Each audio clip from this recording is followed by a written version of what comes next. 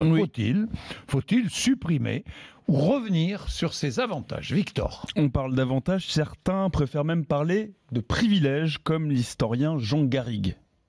Derrière les gilets jaunes, il y a l'abolition des privilèges. Ça fait partie des privilèges qui aujourd'hui apparaissent complètement indus pour les Français. Ce qui choque, c'est que l'ancien président en France, il n'a plus de pouvoir, il ne joue plus aucun rôle politique. Un ancien président, en général, a largement les moyens d'entretenir un bureau et même un chauffeur. Or tout ça, ça lui est offert aujourd'hui par l'État, par la collectivité. Non, tout ça n'a plus véritablement raison d'être. Alors quels avantages justement? Prenons le cas d'un ancien président au hasard, François Hollande.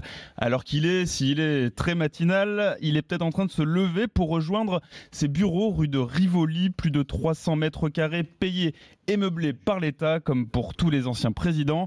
Il s'apprête à dire bonjour aux 2 policiers qui assurent sa protection et à ses 7 collaborateurs permanents, 7 qui seront réduits à 3, 5 ans après la fin de son mandat.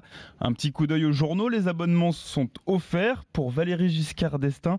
Ces abonnements à la presse payés par l'État coûtent 800 € par mois. Combien? 800 € par mois, 10 000 € par an. Vous savez qu'il y a un abonnement, par exemple, à iPress, où vous pouvez lire tous les journaux sur une tablette, ça coûte, ou SFR Presse, ça coûte combien? Vous imaginez le président Je vous regarde lui expliquer non, mais 800 sur la tablette comment ça marche. Non, mais attendez, 800 € de journaux par mois. Mais même il peut se les payer. Mais il peut se les offrir.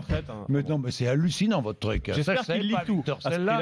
J'espère qu'il lit tout. Si revenons à François Hollande, il va peut-être sortir pour prendre sa berline avec chauffeur, qui est aussi prise en charge par l'État. Direction peut-être, je ne sais pas, l'aéroport, les vols sur Air France. Pour aller faire la promo de son bouquin.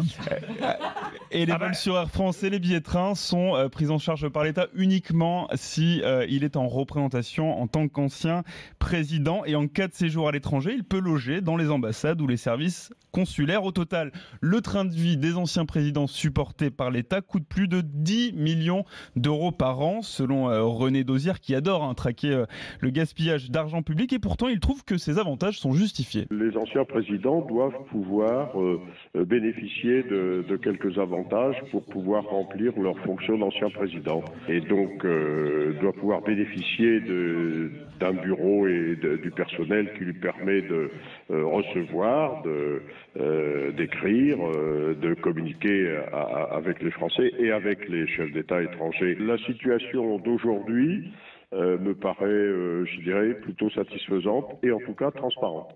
Voilà pour les anciens présidents. Moi, j'aimerais savoir comment ça se passe à l'étranger. Les anciens présidents du Conseil, les anciens premiers ministres, en Allemagne ou ailleurs.